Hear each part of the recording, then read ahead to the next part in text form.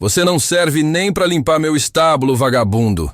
A voz do fazendeiro Marcelo Tavares cortou o ar quente da fazenda Santa Rita como um chicote. Seu dedo gordo e cheio de anéis apontava para o homem magro à sua frente, um sujeito de pele queimada pelo sol. Roupas surradas e chapéu de palha desbotado que escondia parte do rosto marcado por rugas profundas. José era o nome dele, ou pelo menos era assim que se apresentava. Tinha chegado à fazenda 3 semanas atrás, pedindo trabalho em troca de comida e um canto para dormir. Não falava muito, não pedia muito, apenas trabalhava. Mas seus olhos... Havia algo naqueles olhos castanhos que parecia guardar tempestades silenciosas. Olha para mim quando eu tô falando, seu inútil. Marcelo avançou e o cheiro de uísque caro misturado ao suor chegou antes dele. 3 semanas aqui e você não fez nada direito.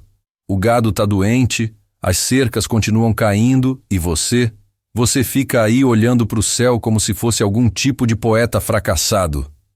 Os outros peões observavam de longe, encostados no curral. Alguns baixavam os olhos constrangidos.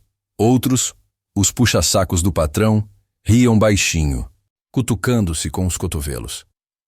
Marcelo, eu tentei te avisar.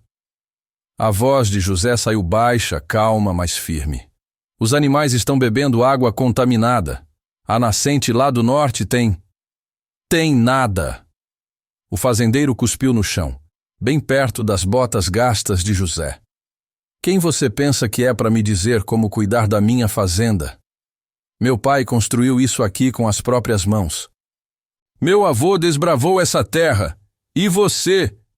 Você é só mais um sem futuro que apareceu aqui pedindo esmola.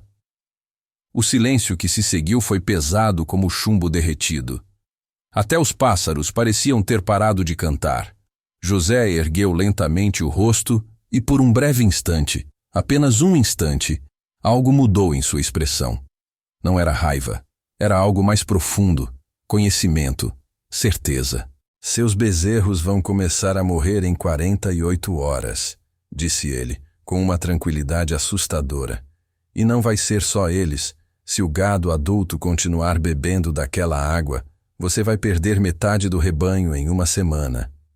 Marcelo ficou vermelho. As veias do pescoço saltaram como cordas esticadas. Como você ousa? A bactéria na água causa septicemia hemorrágica. José continuou, como se estivesse lendo um livro invisível. Febre alta, hemorragias internas, morte em 72 horas. Já vi isso antes, muitas vezes. Cala a boca! Marcelo avançou, empurrando José com força. O homem tropeçou para trás, mas não caiu. Seus olhos permaneceram fixos no fazendeiro. Você está demitido. Pega suas tranqueiras e sai da minha propriedade agora. E se eu te ver por aqui de novo, solta os cachorros! José respirou fundo. Seus ombros curvados pareciam carregar o peso de montanhas invisíveis. Sem dizer mais nada, ele virou as costas e começou a caminhar em direção ao pequeno quartinho nos fundos da fazenda, onde guardava seus poucos pertences. Isso mesmo, vá embora! Marcelo gritou para as costas dele, virando-se para os outros peões com um sorriso vitorioso. Viu só? É assim que se trata essa gentalha. Aparecem aqui se achando, querendo dar lição de moral. Mas ninguém estava prestando atenção no patrão. Todos os olhos estavam fixos em José, que caminhava devagar pelo pátio de terra batida. E então, seu Raimundo, o peão mais velho da fazenda, um homem de 68 anos que trabalhava ali havia 4 décadas, deixou escapar um sussurro trêmulo. Meu Deus do céu! Aquele jeito de andar, aquela forma de falar sobre os animais. O que foi, velho? Um dos peões mais jovens perguntou. Raimundo engoliu seco, seus olhos arregalados como se tivesse visto um fantasma. Eu conheço esse homem. Ou pelo menos, eu conhecia. Mas não pode ser. Ele morreu. Quer dizer, a gente achou que ele tinha morrido. Quem? Raimundo? Quem é esse cara? O velho abriu a boca para responder, mas naquele exato momento um berrante agudo rasgou o ar. Era Dona Marina, a esposa de Marcelo, gritando da varanda da casa grande. Marcelo! Marcelo, vem rápido! Os bezerros! Tem algo muito errado com os bezerros! E lá, no horizonte poeirento, enquanto José desaparecia na curva do caminho com uma mochila surrada nas costas, uma pergunta ficava suspensa no ar como fumaça. Quem era realmente aquele homem que diagnosticou a tragédia antes mesmo dela começar? E por que suas mãos calejadas de peão, tinham cicatrizes tão precisas quanto as de um cirurgião? Comenta aqui embaixo de qual cidade você está assistindo essa história. Porque o que vem a seguir vai mostrar que os anjos da justiça podem aparecer nos lugares mais inesperados. 6 horas depois, quando o sol já tinha virado uma bola alaranjada no horizonte, José sentou-se embaixo de uma mangueira na beira da estrada. Não tinha para onde ir. Não tinha ninguém esperando por ele. E talvez fosse exatamente assim que as coisas deveriam ser. Ele abriu a mochila e tirou uma foto amassada, protegida por um plástico velho. 3 rostos sorriam de volta para ele. Uma mulher bonita, de olhos gentis, e 2 meninos pequenos fazendo caretas para a câmera. Seus dedos tremeram ao tocar a imagem, como sempre tremiam. 5 anos. 5 anos desde que aquela foto deixou de ser sua realidade e virou apenas uma lembrança que o perseguia como sombra. Vocês estariam orgulhosos? Ele sussurrou para a fotografia. Ou estariam envergonhados do que eu me tornei? Uma caminhonete velha parou na estrada levantando poeira. Do vidro aberto, seu Raimundo esticou a cabeça. Precisa de carona? José guardou rapidamente a foto. Não preciso de nada. Não foi uma pergunta educada, rapaz. Foi uma ordem de quem tem idade para ser seu pai. Raimundo desceu da caminhonete com dificuldade, as juntas reclamando. Ele caminhou até José e o estudou com aqueles olhos pequenos e espertos. Eu sei quem você é. O corpo de José se enrijeceu. O senhor não sabe nada. Dr. José Henrique Almeida. A voz de Raimundo saiu baixa, reverente. O milagreiro de Rondonópolis. O veterinário que salvou mais de 50 mil cabeças de gado durante a epidemia de 2018. O homem que recusou proposta de trabalho no Texas para ficar cuidando dos pequenos produtores do Mato Grosso. Cada palavra era como um soco. José fechou os olhos, sentindo a dor familiar subir pelo peito. Esse homem morreu, ele disse, a voz áspera. Morreu há 5 anos. Então quem é você? Ninguém. Só um peão procurando trabalho. Raimundo sentou-se ao lado dele, grunhindo pelo esforço. Por um longo minuto, os dois ficaram em silêncio, ouvindo os grilos começarem sua sinfonia noturna. Meu neto tinha 7 anos quando foi diagnosticado com leucemia, Raimundo disse de repente. Os médicos aqui da região disseram que não tinha jeito. Teríamos que ir para São Paulo, fazer um tratamento caríssimo. Eu ia perder a fazenda do meu irmão pagando por isso. José permaneceu calado, mas seus dedos apertaram a mochila. Aí apareceu uma notícia no jornal local. Continuou o velho. Um veterinário chamado José Henrique tinha organizado um leilão beneficente. Vendeu equipamentos do próprio consultório. Convenceu fazendeiros ricos a doarem dinheiro. Moveu céus e terras. Arrecadou tratamento completo para 15 crianças carentes. Meu neto foi uma delas.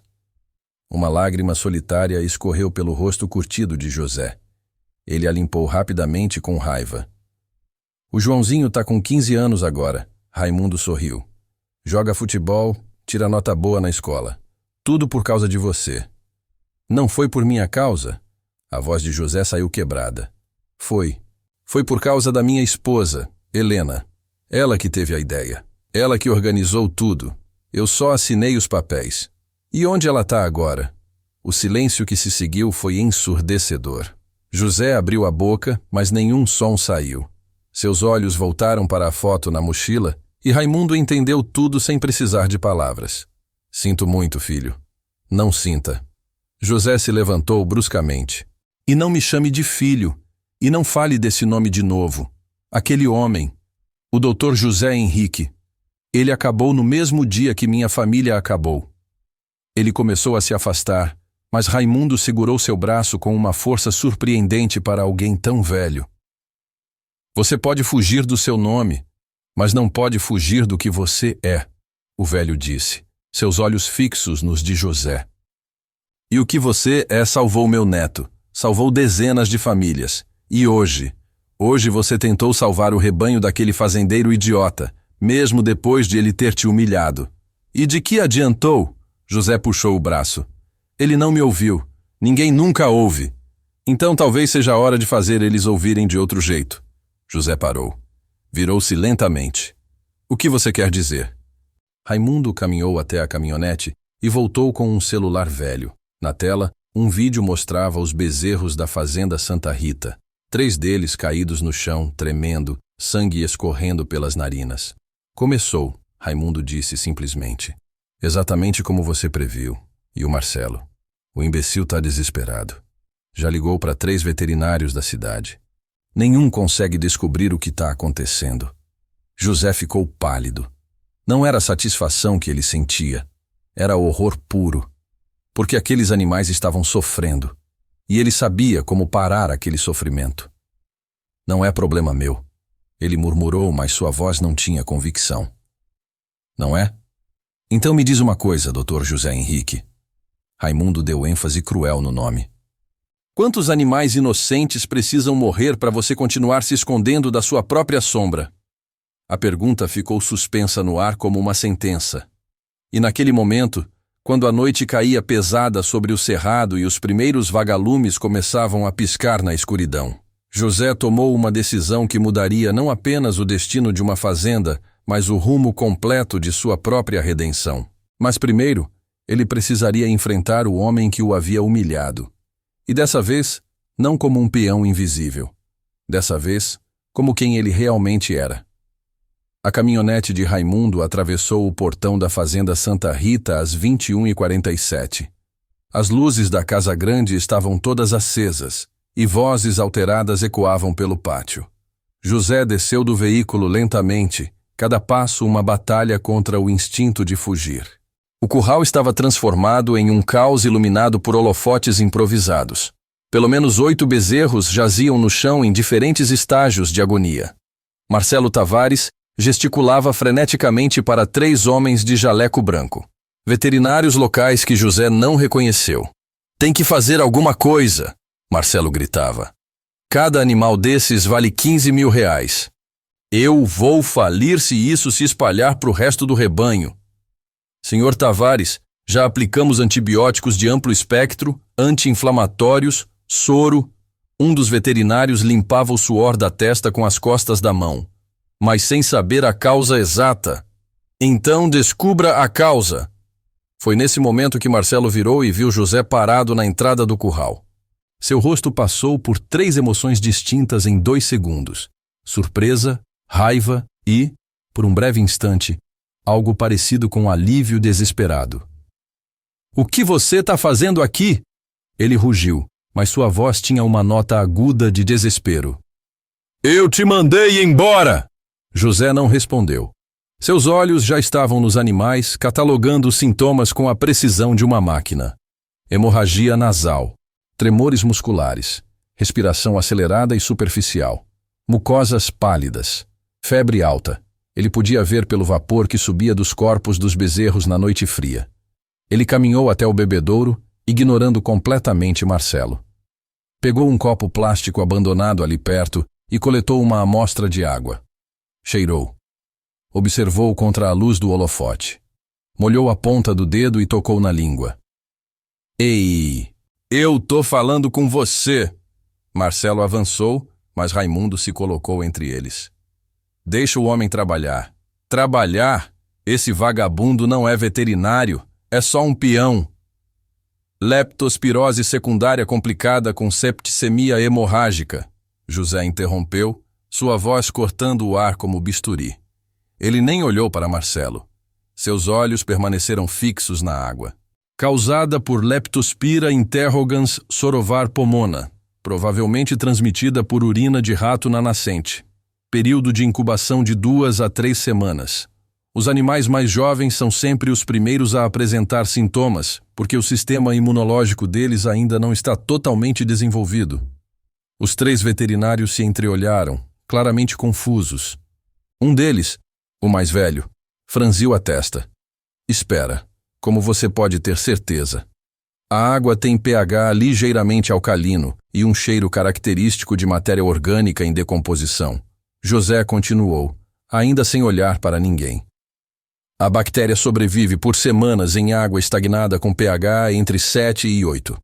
E pela coloração das mucosas dos animais, vê aquele tom azulado. Já está havendo comprometimento renal agudo. Ele finalmente se virou para os veterinários. Vocês aplicaram qual antibiótico?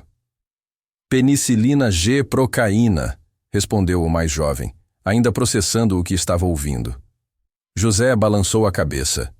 Ineficaz para Leptospira interrogans. Vocês precisam de streptomicina, 25 mg por quilo, via intramuscular, dose única, e doxiciclina oral por pelo menos 5 dias para prevenir estado de portador crônico. Como você sabe? E quem é você, afinal? O veterinário mais velho explodiu. Aparece aqui do nada dando ordens como se... Ele é o Dr. José Henrique Almeida. A voz fraca de Dona Marina cortou a discussão. Ela estava na varanda da casa grande, enrolada em um chale, o celular na mão. Acabei de pesquisar no Google. Dr. José Henrique Almeida, especialista em epidemiologia veterinária. Considerado uma das maiores autoridades em doenças bacterianas de rebanho do Centro-Oeste. O silêncio que caiu sobre o curral foi absoluto. O veterinário mais velho empalideceu. Você é o milagreiro de Rondonópolis? O Dr. Almeida que controlou a epidemia de brucelose de 2018. José não respondeu, mas algo mudou em sua postura, como se uma armadura invisível que ele carregava há anos tivesse desenvolvido uma rachadura. Marcelo estava branco como papel. Sua boca abria e fechava sem emitir som. Finalmente, ele conseguiu sussurrar. Você é doutor, um dos maiores veterinários do estado, e eu te tratei como um lixo, José completou. Sua voz baixa, mas carregada de uma dor antiga. Você me tratou exatamente como eu merecia ser tratado. Não, Raimundo disse firmemente. Ninguém merece ser tratado assim. José fechou os olhos. Quando os abriu novamente, havia algo diferente neles. Não era o velho brilho de confiança, mas também não era mais a derrota apagada dos últimos anos. Era algo intermediário, algo que lutava para renascer. Vocês têm streptomicina no estoque? Ele perguntou aos veterinários. Sim, na minha van. Tragam, agora. José já estava se ajoelhando ao lado do bezerro mais grave. E precisamos isolar completamente a nascente norte. Nenhum animal pode beber daquela água pelos próximos 60 dias. Vocês vão ter que trazer água de poço artesiano ou caminhão-pipa. Os 3 veterinários correram para buscar os medicamentos como soldados recebendo ordens de um general. Marcelo permaneceu parado, em choque, vendo o homem que havia humilhado horas antes agora comandar a operação de salvamento de sua fazenda. Por quê? Marcelo finalmente perguntou, sua voz quebrando. Por que você voltou? Depois do jeito que eu te tratei. Por que não me deixou afundar? José olhou para ele pela primeira vez desde que chegara. E naquele olhar havia um universo de dor que o fazendeiro jamais conseguiria compreender completamente. Porque esses animais não têm culpa da sua ignorância, José disse simplesmente. E porque existem coisas piores do que ser humilhado por você. Como o quê? José voltou sua atenção para o bezerro, suas mãos já trabalhando com a precisão que não usava há anos. Como ter que olhar no espelho e ver um covarde que deixou sua própria competência morrer junto com seu orgulho. E enquanto a noite avançava e a batalha pela vida daqueles animais se intensificava, uma pergunta pairava como fantasma sobre todos os presentes. O que teria acontecido na vida daquele homem brilhante para transformá-lo em um andarilho invisível? A resposta viria. Mas antes, outros desafios ainda testariam se o Dr. José Henrique estava realmente pronto para ressurgir das cinzas de seu próprio desespero. 3h42 da manhã. José estava no 7º bezerro quando seu corpo começou a tremer. Não era de frio, apesar da temperatura ter caído para 12 graus.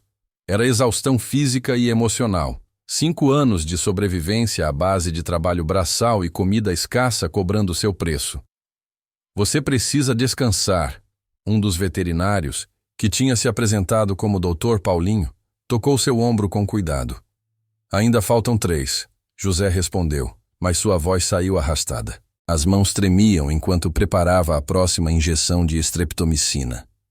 A gente termina. Você já nos mostrou o protocolo? Não. A palavra saiu mais agressiva do que José pretendia. Ele respirou fundo, tentando se controlar. Desculpa. É que... eu preciso ter certeza. Preciso ver cada um deles estabilizar. Preciso. Ele não terminou a frase, mas não precisava. Raimundo, que observava de longe encostado no portão do curral, entendeu perfeitamente. José precisava se provar que ainda era capaz. Precisava se provar que suas mãos não tinham esquecido como salvar vidas. Foi então que o celular de Marcelo tocou. O fazendeiro atendeu, escutou por 30 segundos e seu rosto se transformou em puro terror. O quê? Ele gritou no telefone. Como assim 2 cavalos? Mas eles ficam no pasto separado. Eles não bebem da mesma. José levantou a cabeça bruscamente. Quais cavalos? Marcelo estava hiperventilando. Minha égua, princesa, ela tá prenha de 8 meses. E o garanhão importado, o imperador, eles estão caídos, sangrando. Meu Deus, o imperador custou 380 mil reais. Se ele morrer, eu... Onde eles estão? José já estava de pé, cambaleando um pouco pela tontura. No Aras, 2 quilômetros daqui, mas... José não esperou o resto. Correu até a caminhonete de Raimundo, o velho correndo atrás dele. Eu vou com você! Marcelo gritou, correndo também. A caminhonete cortou a estrada de terra a 90 km/h, levantando nuvens de poeira vermelha sob a luz dos faróis. José segurava firme no painel, sua mente trabalhando em velocidade máxima.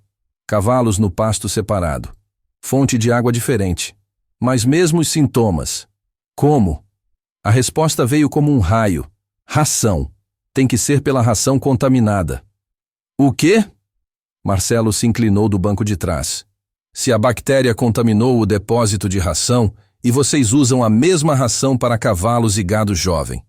José estava pensando em voz alta. Leptospira pode sobreviver em ambiente úmido. Se teve vazamento no telhado do depósito, se ratos urinaram na ração. Meu Deus. Marcelo estava pálido.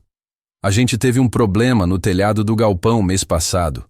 Choveu e molhou uns sacos de ração, mas achamos que tinha secado. José socou o painel da caminhonete com frustração. Burro, por que você não me ouviu? Por que você nunca ouve? Mas não havia tempo para recriminações. O Haras surgiu à frente. Um complexo bonito com baias espaçosas e cobertura nova. E lá, no piquete principal, 2 vultos grandes estavam caídos na grama. José saltou da caminhonete antes mesmo dela parar completamente. Correu até a égua primeiro. Barriga enorme, laterais tremendo, olhos revirados mostrando o branco. Sangue escorria de suas narinas em um fio constante. Ela tá em choque hipovolêmico, José disse, suas mãos já palpando o pulso na jugular. Frequência cardíaca muito acelerada, pulso filiforme, e o potro dentro dela. Ele pressionou o ouvido contra a barriga inchada da égua, tentando detectar os batimentos cardíacos do filhote. Por 10 segundos que pareceram uma eternidade, não ouviu nada além do som dos próprios batimentos acelerados de seu coração. Então, fraco, muito fraco, um tum-tum-tum abafado. O potro ainda está vivo, José anunciou. Mas não por muito tempo. A toxemia da mãe vai matá-lo nas próximas horas se a gente não estabilizar ela. Pode salvar? A voz de Marcelo estava estrangulada. E pela primeira vez desde que José o conhecera, havia algo genuíno naquela voz. Medo verdadeiro, vulnerabilidade real. Posso tentar. José já estava fazendo cálculos mentais. Mas eu vou precisar de muito mais do que streptomicina. Vou precisar de... Ele parou. Olhou para suas próprias mãos, mãos que não realizavam um procedimento veterinário complexo há 5 anos, Mãos que tremiam não apenas de exaustão, mas de medo puro. Do que você precisa? Marcelo se ajoelhou ao lado dele. Eu tenho dinheiro. Posso comprar qualquer coisa. Posso trazer qualquer equipamento de avião se precisar. Não é equipamento, José sussurrou, e sua voz estava quebrada. Eu não sei se ainda consigo. Faz tanto tempo. E se eu errar? E se minhas mãos falharem? Se o potro morrer por minha culpa? Raimundo se ajoelhou do outro lado da égua, seus olhos velhos e sábios fixos em José. Filho, ele disse suavemente, você pode ter perdido muita coisa nesses últimos anos. Pode ter perdido seu consultório, sua família, sua reputação, seu nome. Mas tem uma coisa que nenhuma tragédia pode tirar de um homem. O quê? O que ele realmente é por dentro. Raimundo colocou a mão no ombro de José. E você é um curador. Sempre foi, sempre vai ser. Não importa que nome você usa, não importa que roupa você veste, suas mãos sabem quem você é. José olhou para a égua, para a barriga onde uma vida inocente lutava para continuar existindo. Para Marcelo, que pela primeira vez não era um fazendeiro arrogante, mas apenas um homem desesperado. Para suas próprias mãos trêmulas. E então, algo aconteceu. As mãos pararam de tremer. Preciso de cateter intravenoso calibre 14, soro fisiológico 0,9%, dexametasona, furosemida e sangue, ele disse. Sua voz firme agora. Muito sangue. Pelo menos 3 litros de sangue equino para transfusão. E equipamento para ultrassom portátil, se tiver. Eu tenho tudo isso na clínica, doutor. Paulinho gritou. Ele tinha chegado logo atrás na própria van. 20 minutos e eu volto. Você não tem 20 minutos, José disse, seus olhos fixos na égua. O potro não tem 20 minutos. Então o que a gente faz? José olhou para o garanhão caído a alguns metros de distância. Olhou de volta para a égua e tomou a decisão mais difícil que um veterinário pode tomar. A gente salva quem ainda tem chance, ele disse levantando e caminhando até o garanhão. E reza para que seja o suficiente.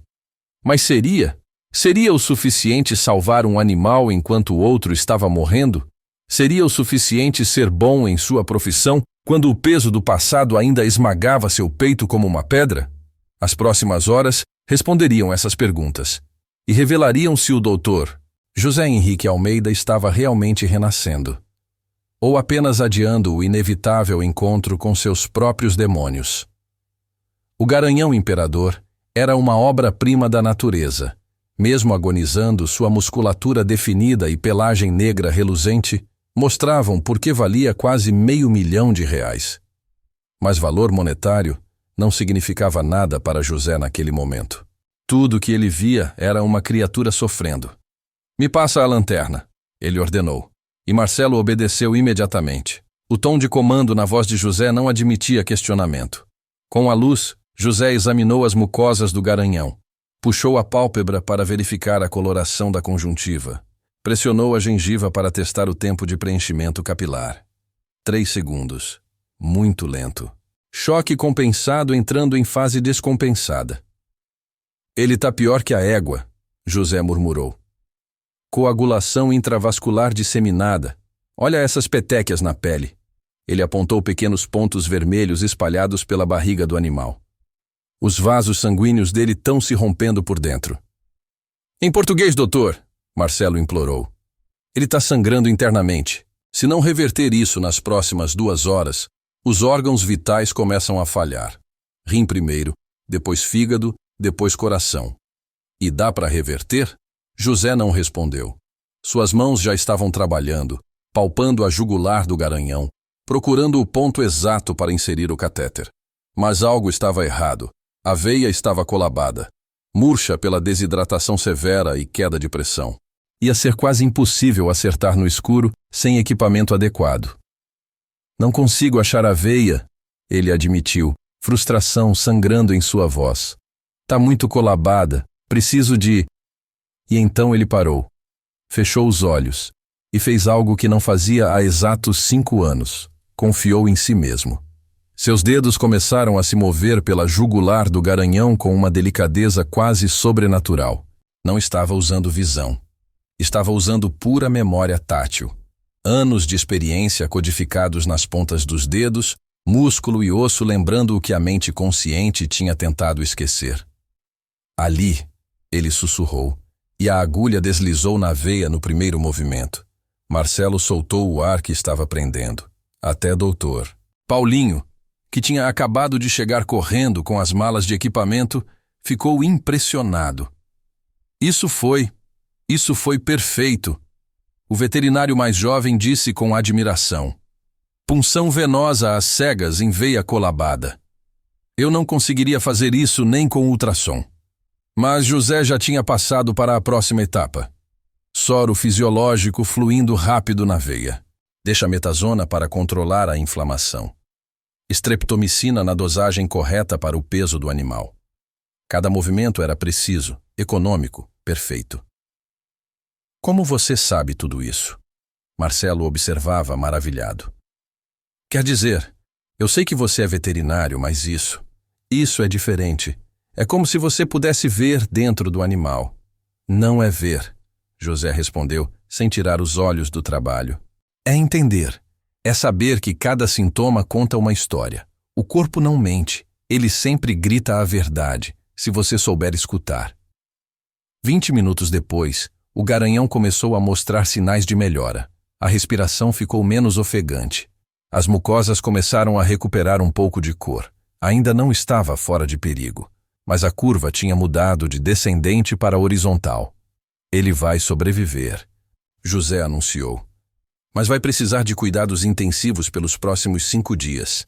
Nada de esforço. Antibiótico oral para prevenir recaída e monitoramento renal constante. E a princesa? Marcelo olhou para a égua que continuava caída, sua respiração trabalhosa ecoando na noite silenciosa. José caminhou até ela lentamente. O amanhecer estava começando. Uma linha fina de luz cor-de-rosa no horizonte leste. Na luz crescente, ele podia ver mais claramente o estado crítico da égua. E era pior do que pensava. O potro morreu, ele disse simplesmente, sua mão na barriga imóvel da égua. Não consigo mais detectar batimentos cardíacos. Não. Marcelo caiu de joelhos. Não, ela estava prenha há 8 meses. Mais 1 mês e ele ia nascer. Era um potro de R$100.000. Filho do imperador com linhagem argentina. Eu já tinha comprador. Mas a égua ainda pode ser salva, José continuou, ignorando o desespero de Marcelo. Se eu induzir o aborto agora, remover o feto antes que entre em decomposição, ela tem 70% de chance de sobreviver. 70%? Marcelo agarrou o braço de José. E os outros 30%? Septicemia, choque séptico, falência múltipla de órgãos, morte em 12 horas. Então faça o que tiver que fazer. José olhou nos olhos de Marcelo. Você tem certeza? Porque o procedimento vai ser difícil, doloroso para ela, mesmo com analgesia. E eu vou precisar fazer uma incisão manual para remover o feto. Não tenho equipamento para cesariana completa aqui. Eu confio em você, Marcelo gritou. E havia algo de selvagem, de completamente honesto naquele grito. Pelo amor de Deus, doutor, eu confio em você. Salva ela, por favor. E ali, naquele momento, com o sol nascendo sobre o cerrado, com uma égua morrendo à sua frente, com as mãos tremendo de novo, mas dessa vez de pura adrenalina, José Henrique Almeida tomou a decisão que definiria não apenas aquela noite, mas todo o resto de sua vida. Vou precisar de toda a luz possível, ele disse, sua voz firme como rocha. E alguém para me auxiliar. Doutor Paulinho, você fez obstetrícia equina na faculdade, mas vai ter que servir. José já estava preparando os instrumentos. Raimundo, você segura a lanterna, Marcelo. Ele olhou para o fazendeiro. Você vai segurar a cabeça dela. Vai conversar com ela. Vai fazer ela saber que não está sozinha. Entendeu? Marcelo assentiu, lágrimas escorrendo pelo rosto. E então começou a cirurgia mais improvável, mais desesperada, mais impossível que aquele grupo de homens jamais testemunharia. no chão de terra de um aras no meio do nada, com equipamento improvisado e luz de lanterna, o Dr. José Henrique Almeida faria o que todos achavam impossível. Mas conseguiria? Suas mãos, que não operavam há 5 anos, conseguiriam se lembrar da precisão necessária. Seu coração, partido em pedaços por tragédias inimagináveis, conseguiria se manter firme enquanto outra vida dependia dele? A resposta estava nas próximas 2 horas. E seria uma resposta que mudaria todos os presentes para sempre. A incisão tinha que ser perfeita. 1 centímetro muito profunda e José arriscava perfurar os intestinos. Muito superficial, e não conseguiria acessar o útero. Com a lâmina do bisturi em uma mão e a outra palpando através da pele da égua, ele trabalhou com uma precisão que parecia impossível dadas as circunstâncias. Com pressas, ele ordenou, e Dr. Paulinho já estava colocando-as em sua mão. Sangue. Muito sangue. A coagulopatia causada pela leptospirose fazia cada pequeno vaso sangrar como se fosse uma artéria. José trabalhou rápido, cauterizando, suturando temporariamente, avançando camada por camada. Meu Deus! Dr. Paulinho sussurrou quando José alcançou o útero. Isso é, eu nunca vi alguém fazer isso tão rápido. Rápido é necessário, José respondeu, suor escorrendo em seu rosto, apesar do frio da madrugada. Cada minuto que ela passa aberta é mais chance de infecção. O feto estava morto, como esperado. Pequeno demais para ter sobrevivido à tempestade química que varreu o corpo da mãe. José o removeu com cuidado, quase reverência, e o entregou para Raimundo. Enterra ele direito, José disse baixinho. Toda a vida merece respeito. Mas agora vinha a parte crítica. Limpar o útero, garantir que nenhum fragmento de placenta ficasse para trás, verificar se não havia perfurações ou rasgos maiores. As mãos de José se moviam como se tivessem vida própria, dedos dançando uma coreografia complexa que ele nem sabia que ainda lembrava. José, Dr. Paulinho disse de repente, sua voz tensa. Pressão arterial dela tá caindo, 80/50.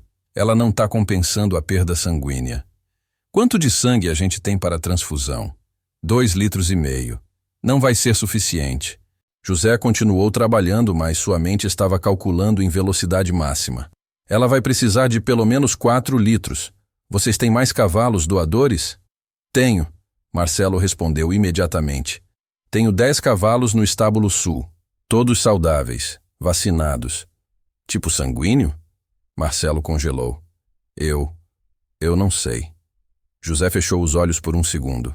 Transfusão sem teste de compatibilidade era uma roleta russa. Mas a égua ia morrer de qualquer jeito sem sangue.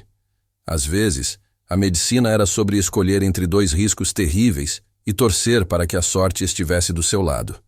Se você está acompanhando essa história até aqui, é porque entende que algumas escolhas mudam tudo. Talvez você queira continuar vendo como isso termina. Não deixa essa jornada pela metade. Traz o cavalo mais jovem que você tiver. José decidiu. Cavalos jovens têm menos chance de ter desenvolvido anticorpos irregulares. E reza para que a princesa não tenha histórico de transfusões anteriores. 15 minutos depois, um jovem castanho estava ao lado da égua. José coletou o sangue dele diretamente, usando um sistema improvisado de bolsas e tubos.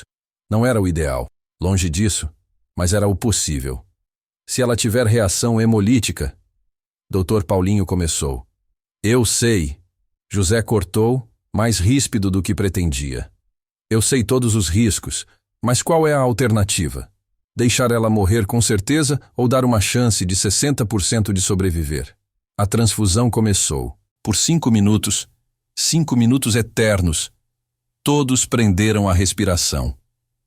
José observava como um falcão, mãos prontas na jugular da égua, sentindo o pulso, pronto para interromper tudo ao primeiro sinal de reação adversa. Nada aconteceu. O sangue fluiu. A pressão começou a subir lentamente. E a égua? A égua abriu os olhos. Ela tá acordando! Marcelo gritou, acariciando o focinho dela. Princesa! Princesa! Eu tô aqui! Calma! José ordenou. mas até ele não conseguiu esconder o alívio em sua voz. Ela ainda não está fora de perigo. Preciso terminar de fechar. As suturas internas foram meticulosas. Cada camada tinha que ser perfeita ou a égua desenvolveria hérnias, aderências, complicações que a matariam semanas depois. José trabalhou como se estivesse costurando seda. Cada ponto preciso, espaçamento perfeito, tensão calculada. Quando ele finalmente deu o último nó na pele externa, o sol já tinha nascido completamente. Pássaros cantavam. O mundo tinha continuado girando enquanto ali, naquele pequeno pedaço de terra, uma batalha pela vida tinha sido travada e vencida. Ela vai ficar bem? Marcelo perguntou, sua voz rouca de emoção. José tirou as luvas cirúrgicas, suas mãos tremendo agora não de nervosismo, mas de pura exaustão física. Se não desenvolver infecção nas próximas 48 horas, se responder bem aos antibióticos, se não tiver complicações cardíacas pela septicemia. Sim, ela vai ficar bem. E você? Raimundo colocou a mão no ombro de José. Você vai ficar bem. José olhou para o velho, confuso. Eu? Você acabou de fazer uma cirurgia de emergência em condições de campo, salvou 2 cavalos de R$500 mil, diagnosticou uma epidemia bacteriana complexa, e tudo isso sem dormir, sem comer, usando equipamento improvisado. Raimundo sorriu. Eu diria que você provou alguma coisa aqui hoje, para você mesmo, mais do que para qualquer um de nós. José olhou para suas mãos manchadas de sangue. Mãos que ele tinha certeza estarem mortas. Mãos que ele jurou que nunca mais operariam, nunca mais salvariam, nunca mais seriam úteis para nada além de trabalho braçal sem sentido. E essas mãos tinham acabado de fazer o impossível. Eu não sei o que aconteceu com você, Dr. Paulinho disse guardando o equipamento. Não sei que tragédia te transformou de uma lenda viva em um andarilho. Mas uma coisa eu sei. O que você não mudou. Você pode mudar de nome, de roupa, de vida, mas não pode mudar sua essência. E qual é minha essência? José perguntou, sua voz quebrada. Você é um curador. Paulinho respondeu simplesmente. É o que você nasceu para ser. É o que você sempre vai ser. Mesmo que tente fugir disso. Marcelo se aproximou devagar, como se estivesse se aproximando de um santo. Doutor José Henrique, eu não tenho palavras. O jeito que eu te tratei ontem, as coisas que eu falei, não importa. José interrompeu. Importa sim. Marcelo tinha lágrimas nos olhos. Eu te julguei pela aparência, te tratei como lixo. E você? Você salvou minha fazenda, salvou animais que valem uma fortuna, salvou minha princesa. Ele apontou para a égua, que agora respirava mais calmamente. Por quê? Por que você fez isso depois de tudo? José levou um longo tempo para responder. Quando finalmente o fez, sua voz era baixa, mas carregada de uma verdade profunda e dolorosa. Porque se eu não fizesse, se eu deixasse eles morrerem quando eu sabia que podia salvar, então eu realmente teria me tornado o que você disse que eu era ontem. Um homem que não serve para nada, um vagabundo, um inútil. Ele olhou diretamente nos olhos de Marcelo. E talvez uma parte de mim ainda acredite que existe algo dentro de mim que vale a pena salvar, mesmo depois de tudo que eu perdi. O que você perdeu? Marcelo perguntou suavemente. José abriu a boca. Fechou. As palavras estavam presas em sua garganta como vidro quebrado. Mas o momento tinha chegado. O momento em que o passado que ele tinha tentado enterrar por 5 anos finalmente ia ressurgir. E a história que viria seria tão dolorosa, tão devastadora, que faria todos os presentes entenderem por que um dos maiores veterinários do Brasil tinha escolhido desaparecer do mundo. Eu tinha uma família, José começou, sua voz saindo em um sussurro rouco. Helena, minha esposa, e 2 meninos. Rafael tinha 8, Lucas tinha 5. Ele sentou-se no chão de terra, encostado na cerca do Raras, como se suas pernas não pudessem mais sustentá-lo. Os outros homens se sentaram também, em um círculo silencioso, esperando. Eu era alguém, José continuou, os olhos fixos no horizonte distante. Dr. José Henrique Almeida. Clínica própria em Rondonópolis. Referência em doenças bovinas. Chamado para consultorias em 3 estados. Ganhava bem. Muito bem. Helena sempre dizia que a gente tinha sido abençoado. E eu acreditava nela. Ele puxou a foto amassada do bolso. Aquela que carregava sempre. Aquela que era sua bênção e sua maldição. Dezembro de 2019. Véspera de Natal. A voz de José começou a tremer. Eu tinha prometido levar eles para Campo Grande, parque aquático. Os meninos ficaram obcecados. Falavam disso há meses. Mas aí teve uma emergência. Fazenda grande no sul do estado, surto de carbúnculo. 30 cabeças mortas em 2 dias. O fazendeiro me ofereceu R$50 mil para eu ir até lá imediatamente. Lágrimas começaram a escorrer pelo rosto curtido de José, abrindo trilhas limpas na sujeira acumulada. Helena me implorou para não ir. Disse que os meninos iam ficar destruídos. Disse que a gente já tinha dinheiro suficiente. Disse que algumas coisas eram mais importantes que trabalho. Ele soluçou. E eu? Eu disse para ela que 2 horas de trabalho valiam mais do que um dia inteiro em parque aquático. Disse que os meninos precisavam aprender que dinheiro não crescia em árvore. Disse que... Ele não conseguiu continuar por um momento, o choro engasgando as palavras. Disse que ela estava mimando as crianças, que estava sendo egoísta, que não entendia a responsabilidade que eu carregava. Marcelo tinha ficado pálido. Dr. Paulinho limpava os próprios olhos. Raimundo apenas segurou a mão de José em silêncio. Então ela pegou as chaves do carro. José continuou, a voz agora completamente quebrada. Disse que se eu não ia levar as crianças, ela levaria. Disse que não ia deixar o Natal dos filhos dela ser arruinado pela ganância do marido. Foram as últimas palavras que ela me disse. Sua ganância vai matar essa família um dia, José. O silêncio que se seguiu era pesado como chumbo.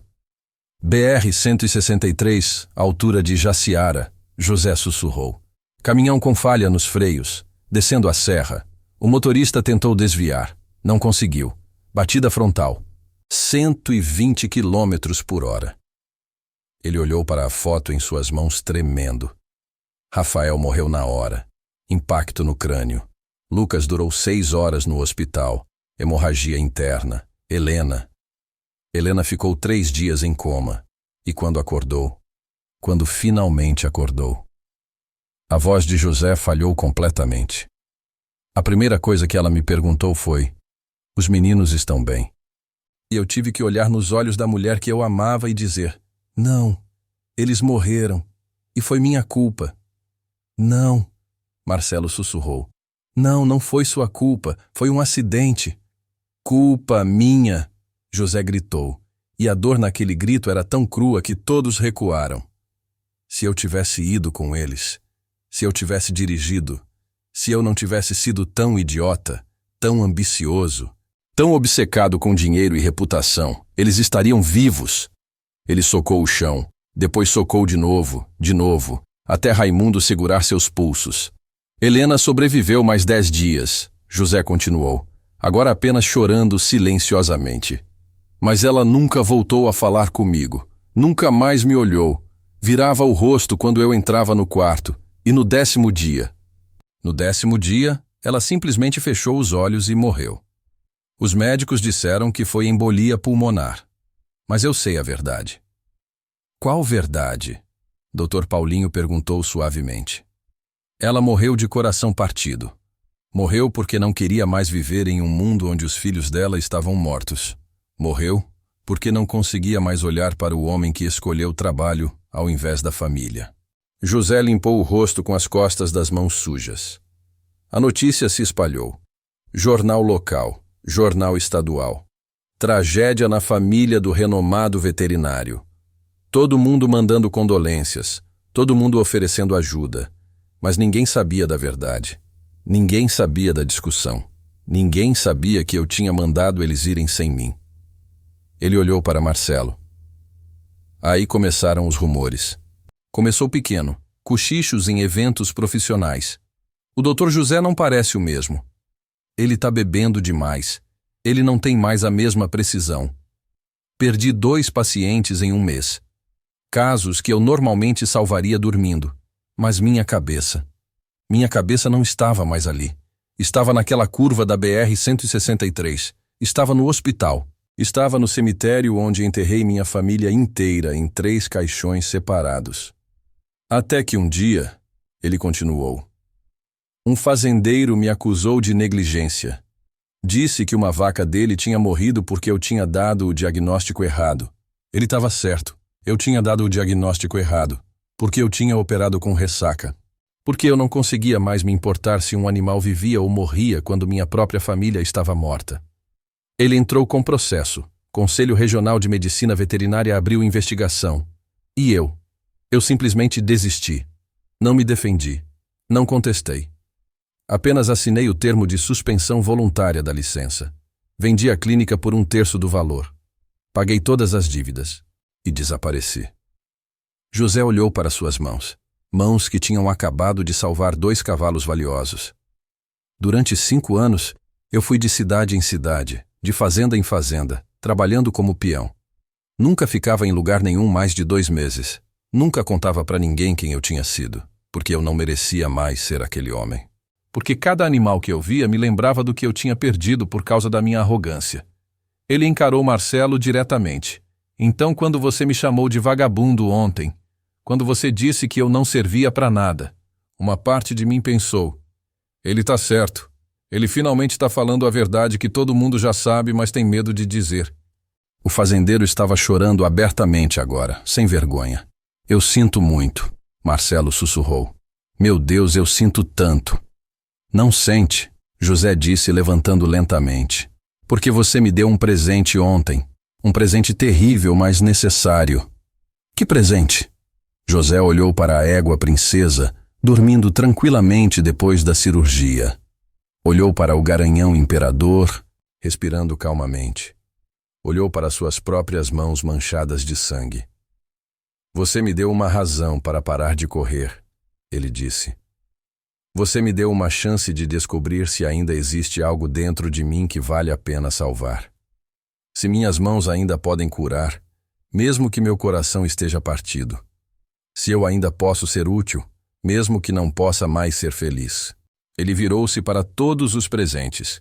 Marcelo, Raimundo, Dr. Paulinho, os outros peões que tinham se juntado ao grupo. E hoje eu descobri que sim. Eu ainda posso salvar vidas. Ainda posso fazer diferença. Mesmo que nunca possa trazer minha família de volta. Mesmo que nunca possa me perdoar pelo que fiz. O sol estava alto agora, banhando O'Haras em luz dourada. E ali, naquele momento de revelação devastadora e esperança frágil, todos os presentes entenderam que estavam testemunhando algo raro, o nascimento de uma segunda chance. Mas a jornada de José estava longe de terminar. Porque salvar animais era uma coisa. Salvar a si mesmo, isso seria uma batalha completamente diferente. 3 dias depois, a Fazenda Santa Rita tinha se transformado em algo completamente diferente. José tinha ficado, não como peão, mas como consultor veterinário emergencial. Todos os animais infectados tinham sido tratados. A nascente contaminada tinha sido isolada. Um novo sistema de água estava sendo implementado. Mas o maior desafio ainda estava por vir. Era terça-feira, 6 da manhã, quando o telefone de Marcelo tocou. Do outro lado, a voz desesperada de seu Joaquim, fazendeiro vizinho que tinha uma propriedade 3 vezes maior que a Santa Rita. Marcelo, eu preciso do seu veterinário. Urgente. Tenho 200 cabeças doentes. 200. Não sei o que fazer. Elas estão morrendo. Estão todas morrendo. José estava tomando café quando Marcelo entrou correndo na cozinha. É epidemia. O fazendeiro anunciou. Espalhou para a fazenda do Joaquim. E se espalhou para ele, pode ter espalhado para meia dúzia de outras propriedades da região. Doutor José. Isso pode se tornar a maior crise veterinária que essa região já viu. José colocou a xícara na mesa lentamente. 200 cabeças, múltiplas fazendas. Potencial de perder milhares de animais e dezenas de milhões de reais. Era o tipo de desafio que o velho doutor José Henrique teria abraçado sem hesitar. Mas e agora? Ele estava pronto? Eu vou, ele disse, levantando. Mas vou precisar de ajuda, muito mais ajuda. Nas próximas 6 horas, José fez algo que não fazia há 5 anos. Assumiu o comando completo. Ligou para veterinários de 3 cidades vizinhas. Convenceu um laboratório em Cuiabá a enviar 500 doses de estreptomicina de emergência. Organizou um sistema de triagem para identificar os animais mais graves primeiro. Criou protocolos de isolamento para prevenir mais contaminação. E liderou. Realmente liderou. Você 3, Curral Norte, ele ordenou para um grupo de veterinários. Comecem pelos bezerros, eles são prioridade. Você 2, vão para o Curral Sul, avaliem o gado adulto. E vocês? Ele apontou para Marcelo e Raimundo. Rastreiem todas as fontes de água. Se achar alguma contaminada, isola imediatamente. Dr. Paulinho observava maravilhado. É como ver um general comandando tropas. Não, Raimundo corrigiu. É como ver um homem voltar a ser quem ele realmente é. Mas então, no meio do caos organizado, algo aconteceu. Uma menina pequena, não devia ter mais de 6 anos, apareceu correndo no curral, chorando desesperadamente. Tio! Tio! Ela gritava. A mimosa! A mimosa tá morrendo! Por favor, ajuda a mimosa! Seu Joaquim a pegou no colo. Julinha, amor, agora não é hora! Mas a mimosa, a menina soluçava. Ela é minha melhor amiga, ela vai morrer, eu não quero que ela morra. José parou, virou-se lentamente. Mimosa? É a vaca de estimação da minha neta, Joaquim explicou, constrangido. Uma vaquinha malhada que a gente criou na mamadeira quando a mãe dela rejeitou. A Julinha tá obcecada com ela. Mas agora... Ele balançou a cabeça. A mimosa pegou a doença. Tá lá no pasto, caída. Não vai sobreviver. Eu quero que ele salve ela. Julinha apontou para José. Todo mundo diz que você é o melhor doutor. Você tem que salvar minha mimosa. E naquele momento, José viu. Realmente viu. Viu Lucas, seu filho mais novo, aos 5 anos, abraçado ao cachorro da família. Viu Rafael ensinando o mesmo cachorro a buscar bolinha. Viu o amor incondicional, puro, inocente que uma criança pode sentir por um animal. Viu tudo o que ele tinha perdido refletido nos olhos desesperados daquela menina. Me leva até ela, ele disse, sua voz rouca. O pasto ficava a 500 metros de distância. Mimosa estava deitada embaixo de uma árvore, tremendo, espuma saindo da boca. Era óbvio que estava nos estágios finais. Hemorragia severa, choque, falência múltipla de órgãos. Qualquer veterinário diria que era caso perdido. Mas José se ajoelhou ao lado dela mesmo assim. Ela vai ficar boa? Julinha perguntou, segurando a mão dele. José olhou para aqueles olhos esperançosos. Olhos que acreditavam que adultos podiam consertar qualquer coisa. Que médicos eram mágicos. Que amor era suficiente para vencer a morte. E ele se lembrou. Lembrou de estar no hospital, segurando a mão de Lucas, dizendo: vai ficar tudo bem, campeão. Sabendo que era mentira, sabendo que nada ficaria bem nunca mais. Eu vou tentar, José disse, e sua voz estava quebrada. Não posso prometer nada, mas vou fazer tudo o que eu puder, tá bom? Julinha assentiu, limpando as lágrimas. Você é um anjo, sabia? Minha avó disse que você é um anjo que apareceu para salvar os bichinhos. Anjo. A palavra atingiu José como um tiro. Não, ele sussurrou. Não sou anjo. Anjos não cometem os erros que eu cometi. Anjos não destroem as próprias famílias. Mas você vai salvar a mimosa, a menina disse com absoluta certeza. Porque é isso que anjos fazem. Eles salvam. E então José fez algo que não fazia há 5 anos. Rezou. Não uma reza formal, não palavras decoradas. Apenas um sussurro silencioso para um Deus que ele não tinha certeza se ainda o escutava. Se eu não posso salvar minha própria família, pelo menos me deixa salvar essa vaca idiota. Pelo menos me deixa não destruir essa criança. As próximas 3 horas foram as mais intensas da vida de José. Ele usou cada técnica que conhecia. Cada grama de conhecimento acumulado em 20 anos de carreira. Transfusão sanguínea, antibióticos intravenosos, suporte cardíaco, diálise improvisada usando equipamento agrícola adaptado. E conversou. Conversou com Mimosa como se ela pudesse entendê-lo. Vamos, garota, ele sussurrava. Tem uma menininha ali que precisa de você. Ela precisa acreditar que nem tudo que a gente ama vai embora. Ela precisa acreditar que o mundo nem sempre tira as coisas boas da gente. Julinha sentou ao lado dele, segurando a cabeça de Mimosa. A mamãe disse que quando a gente ama muito uma coisa, ela nunca morre de verdade, a menina disse. Porque ela fica no nosso coração para sempre. É verdade? José sentiu as lágrimas escorrendo de novo. É verdade, princesa. É verdade. Então, mesmo se a Mimosa morrer, ela ainda vai estar comigo? Sim. E as pessoas que você amava? Julinha olhou para ele com aquela sabedoria assustadora que algumas crianças têm. Elas também ainda estão com você? José não conseguiu responder. Apenas abraçou a menina e chorou silenciosamente. E talvez tenha sido aquele momento. Aquele abraço. Aquela conexão humana simples e pura. Porque quando ele se afastou, quando voltou a se concentrar em Mimosa, suas mãos não tremiam mais. Seu coração não doía mais. Ou pelo menos doía diferente. Uma dor que curava ao invés de destruir. Às 18h33, Mimosa abriu os olhos. Às 19h12, ela levantou a cabeça. Às 20h45, ela estava de pé. Julinha gritou de alegria e abraçou José com tanta força que quase o derrubou. Eu sabia. Eu sabia que você era um anjo. E seu Joaquim, observando tudo de longe, pegou o celular e fez algo que mudaria tudo. Gravou um vídeo. Pessoal, vocês precisam conhecer esse homem, ele disse para a câmera. Dr. José Henrique Almeida, o milagreiro de Rondonópolis. Ele salvou mais de 200 cabeças de gado aqui na região em 3 dias. E hoje? Hoje ele salvou a vaquinha de estimação da minha neta, quando todos os outros diziam que era impossível.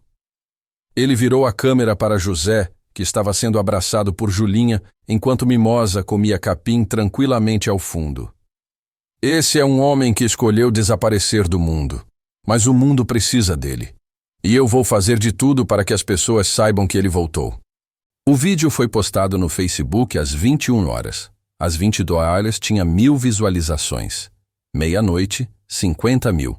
De manhã, estava em todos os jornais regionais.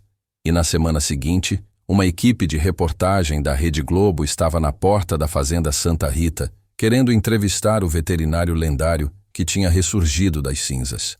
A vida de José tinha mudado completamente, mas seria mudança para melhor. Ou a exposição pública traria de volta os demônios que ele tinha tentado enterrar? A van da Globo estacionou na fazenda na quinta-feira de manhã. José viu de longe e sentiu o pânico subir pela garganta como bile. Câmeras, atenção. Perguntas sobre o passado. Tudo que ele tinha fugido por 5 anos estava ali, materializado em forma de um veículo branco com antena parabólica. Eu não vou falar com eles, ele disse para Marcelo. José, não, ele já estava andando para trás. Eu não posso, você não entende. Se eles começarem a fazer perguntas sobre minha família, sobre o acidente, sobre por que eu desapareci, Raimundo segurou seu braço. Então não fale sobre isso.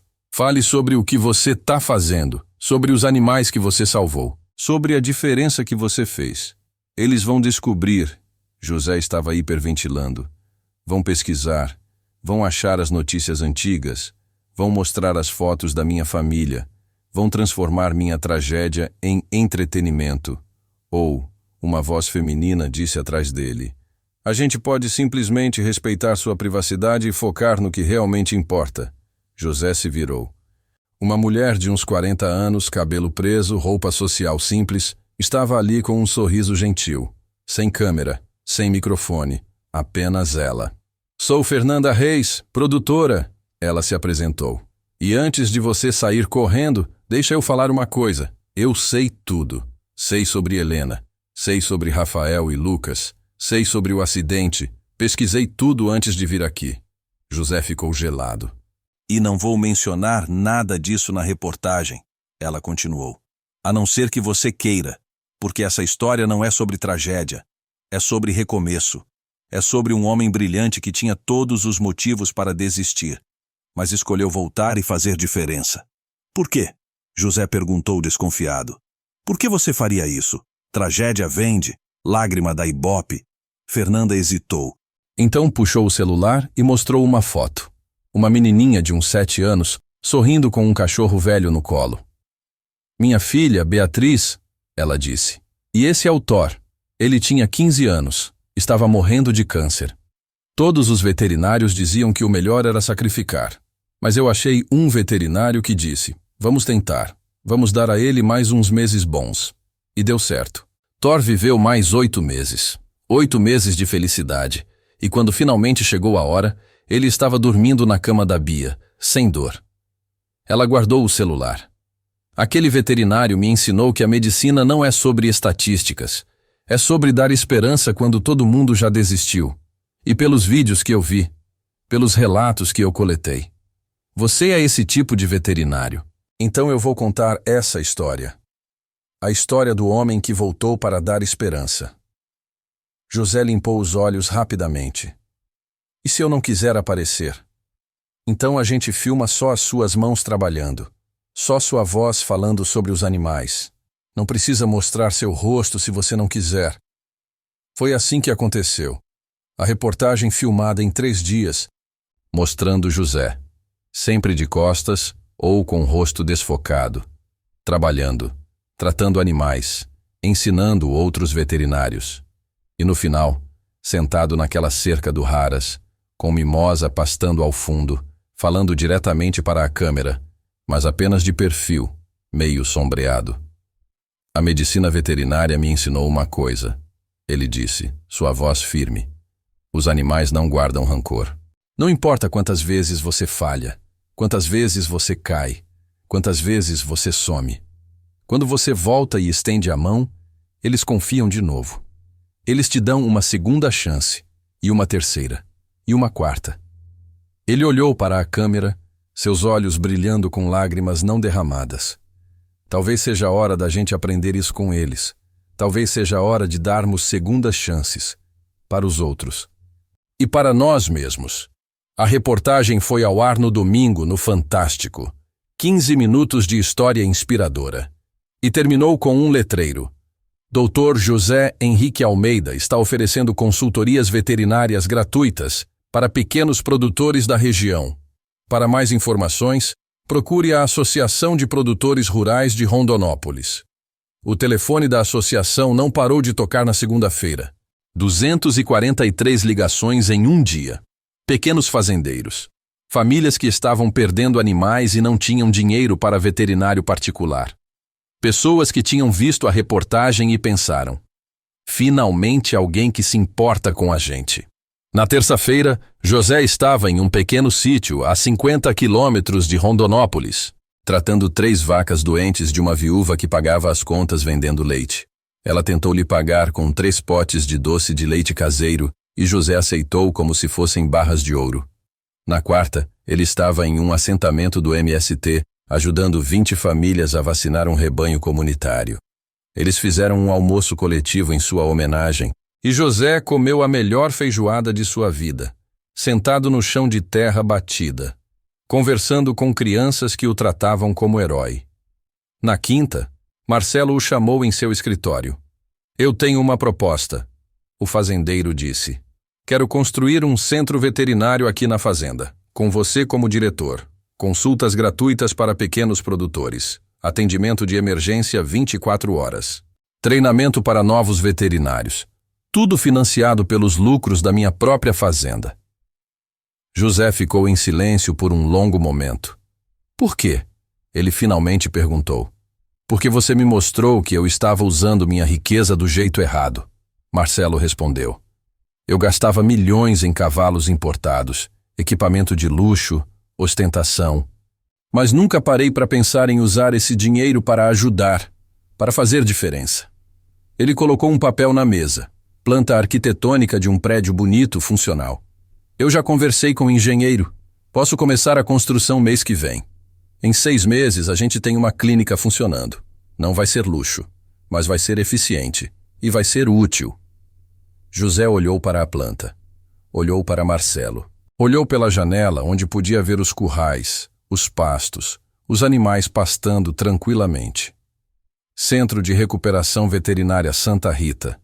Ele leu o nome no topo da planta. CRVSR. Se você aceitar, Marcelo disse. Se você quiser, sem pressão, sem obrigação, mas eu acho que o mundo precisa desse centro. E eu sei que o centro precisa de você. José fechou os olhos. Viu Helena sorrindo. Viu os meninos correndo.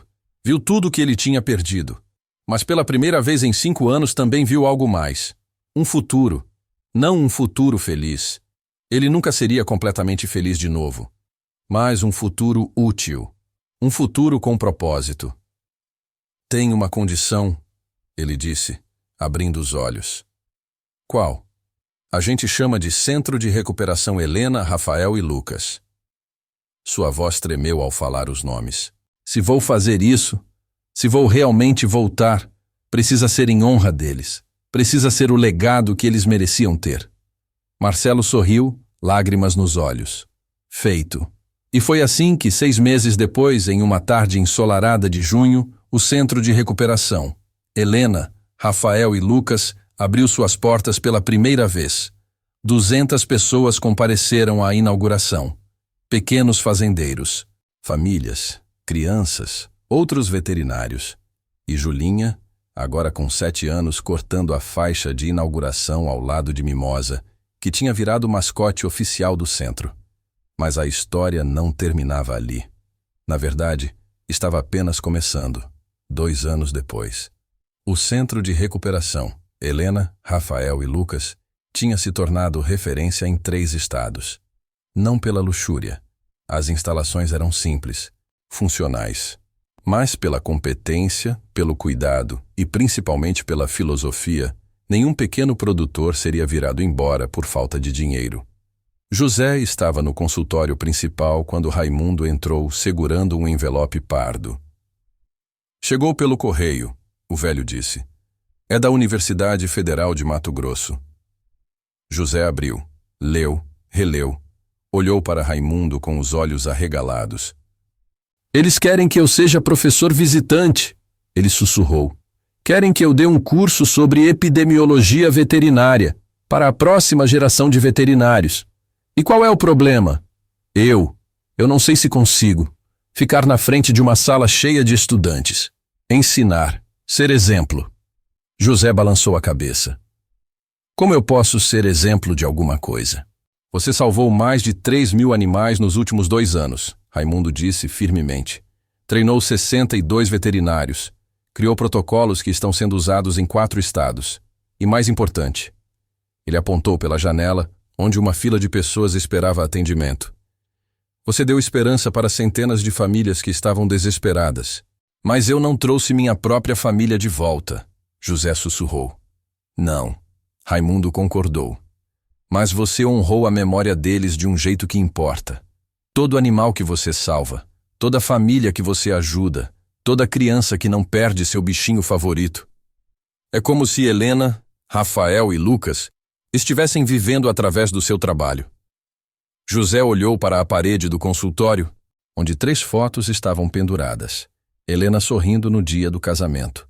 Rafael com o primeiro prêmio da Feira de Ciências. Lucas abraçado ao cachorro da família. E embaixo de cada foto, uma placa. Nosso legado continua. Aceita o convite, Raimundo disse. Ensina esses jovens, não apenas sobre medicina veterinária, mas sobre segundas chances. Sobre como a gente pode se perder completamente e ainda assim achar o caminho de volta. José aceitou. E 3 meses depois estava na frente de uma sala com 52 estudantes no primeiro dia de aula. Meu nome é José Henrique Almeida. Ele começou, sua voz firme mas carregada de emoção. E antes de ensinar qualquer coisa técnica, preciso contar uma história. Uma história sobre um homem que tinha tudo e perdeu tudo. Um homem que escolheu desaparecer porque acreditava que não merecia mais existir. Ele olhou para os rostos jovens à sua frente. Alguns curiosos, alguns confusos, todos atentos. Esse homem descobriu da forma mais dolorosa possível que não somos definidos pelos nossos erros, nem pelos nossos sucessos. Somos definidos pelo que fazemos depois que caímos, pela escolha que fazemos quando tudo parece perdido. E ele contou. Contou sobre Helena, sobre os meninos, sobre o acidente, sobre os 5 anos perdidos, sobre voltar, sobre reconstruir. Quando terminou, a sala estava em silêncio absoluto. Lágrimas escorriam em vários rostos. E então, uma jovem na terceira fileira levantou a mão. Professor, o senhor se perdoou, depois de tudo isso? José levou um longo tempo para responder. Perdão completo? Não, ele disse honestamente. Algumas feridas nunca cicatrizam completamente. Algumas dores a gente carrega para o resto da vida. Mas eu aprendi algo importante. O quê? Que conserto não é sobre voltar a ser o que a gente era antes. É sobre se tornar algo novo. Algo que carrega as cicatrizes, mas ainda funciona. Ainda serve. Ainda tem propósito.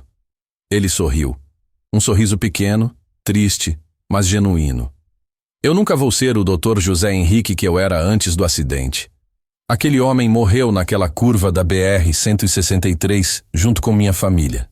Mas esse novo José, esse José que está na frente de vocês hoje, esse José pode fazer diferença, pode ensinar, pode salvar, pode honrar a memória de quem ele amou. Nos anos que se seguiram, o centro cresceu. Uma ala pediátrica foi adicionada, especializada em animais jovens, um laboratório de pesquisa sobre doenças bacterianas, um programa de residência veterinária que se tornou um dos mais concorridos do Centro-Oeste. E José? José se tornou referência nacional novamente, mas diferente de antes. Antes, era sobre fama, reconhecimento, dinheiro. Agora era sobre legado, sobre formar novos veterinários que entendessem que medicina não era apenas sobre ciência, era sobre compaixão. Em uma tarde de dezembro, véspera de Natal, 7 anos depois do acidente, José estava fechando o centro quando viu uma família chegando. Pai, mãe, 2 filhos pequenos, carregando um cachorro machucado. Por favor. A mãe implorou. A gente bateu o carro. O cachorro estava no banco de trás. Ele está ferido. A gente não tem dinheiro para veterinário particular. Por favor. José olhou para aquela família. Viu sua própria família refletida neles. Viu a oportunidade de fazer o que ele não tinha feito 7 anos atrás. Colocar o que realmente importava em primeiro lugar. Entra, ele disse. E não se preocupa com dinheiro. Vamos cuidar dele. 3 horas depois, o cachorro estava estabilizado. As crianças dormiam no sofá da recepção exaustas. Os pais choravam de alívio e gratidão. Como a gente agradece? O pai perguntou. José olhou pela janela. Via o cartaz iluminado do centro. Centro de Recuperação Helena, Rafael e Lucas, onde todo animal merece uma segunda chance. Vocês não precisam agradecer, ele disse. Só. Abraçam seus filhos um pouco mais apertado hoje. E amanhã. E todos os dias depois de amanhã. Porque a gente nunca sabe quanto tempo a gente tem com quem a gente ama. Ele sorriu. Aquele sorriso triste e sábio que se tornara sua marca registrada. E se vocês fizerem isso? Se vocês aprenderem com o erro que eu cometi? Então, talvez minha família não tenha morrido em vão. Talvez o legado dele seja ensinar outras famílias a valorizarem o que realmente importa. Quando a família foi embora, José ficou sozinho no centro silencioso. Caminhou até seu consultório e olhou para as 3 fotos na parede. Eu fiz algo bom hoje. Ele sussurrou para elas. Eu priorizei uma família ao invés do dinheiro. Eu escolhi o que vocês teriam querido que eu escolhesse. E ali, na quietude daquela noite de Natal, José finalmente permitiu a si mesmo sentir algo que não sentia há 7 anos. Paz, não felicidade. Ele nunca seria completamente feliz de novo, mas paz. A paz de saber que estava fazendo diferença. Que suas mãos ainda curavam. Que seu coração, mesmo partido, ainda amava. Ele tinha começado como um homem perdido, humilhado, invisível. Tinha sido chamado de vagabundo, de inútil, de nada. Mas o que aqueles que o julgaram não sabiam, o que ele mesmo tinha esquecido por um tempo, era que valor verdadeiro não está no que os outros veem. Está no que você faz quando ninguém está olhando. Está nas vidas que você toca, no legado que você constrói, na escolha de se levantar mesmo quando tudo em você quer ficar caído. O fazendeiro cruel tinha expulsado um peão pobre. Mas o que ele realmente tinha feito era acordar um anjo adormecido. Um anjo não de asas e luz, mas de mãos calejadas e coração partido. Um anjo que entendia a dor porque tinha vivido a maior delas. E que usava essa dor não como desculpa, mas como combustível para fazer diferença. Porque no final, justiça não é sobre vingança. É sobre transformação. É sobre pegar o que te destruiu e usar para construir algo bonito. Algo que importa, algo que dure. E enquanto o Centro de Recuperação Helena, Rafael e Lucas continuaria salvando vidas por gerações, o verdadeiro milagre não estava nos animais salvos. Estava no homem que tinha se salvado primeiro. Um concerto por vez. Uma vida por vez. Uma segunda chance por vez. Porque todo final é apenas um novo começo disfarçado. E toda queda é uma oportunidade de aprender a voar de novo. Não da mesma forma, mas talvez de uma forma melhor, mais sábia, mais compassiva, mais humana.